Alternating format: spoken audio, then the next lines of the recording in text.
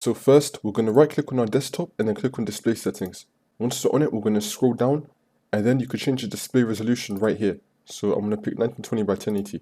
You have to make sure that your monitor actually supports this resolution though for it to appear. But if you know your monitor supports it and it doesn't appear, then we're going to move on to the second method. For the second method, we're going to head over to search and type in device manager. Click on it. Once you're on it, we're going to expand display adapters first, and then we're going to right click on our graphics card and click on update driver. And then click on search automatically for drivers. If the best one has been installed, then we're going to go back and click on browse my computer for drivers, and then click on let me pick from a list.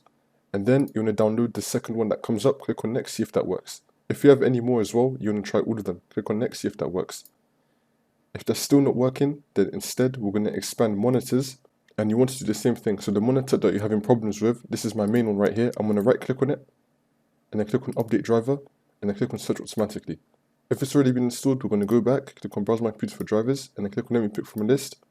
And then you want to install whatever comes up here, click on next, see if that works. If that's still not working, I've left 3 links in the description below, depending on your graphics card. So I've got Nvidia, Intel, and AMD. You want to install the latest drivers from the website. So to do it for Nvidia, you just fill in all of this, click on search, and then it will come up for you. For Intel, just download this, and you could scan it, and it will tell you if you have a download to do. And the same for AMD as well. You could just download this, it will do a scan on your device, and it will tell you if you have anything that needs to be updated. You could also search for your graphics card drivers right here. Once you've updated all of that, restart your computer. Don't click on shutdown, make sure you click on restart. Now, once you restart your computer, we're going to right click on our desktop, head over to display settings again. Then we're going to scroll down, and then you should have the resolution that you're looking for.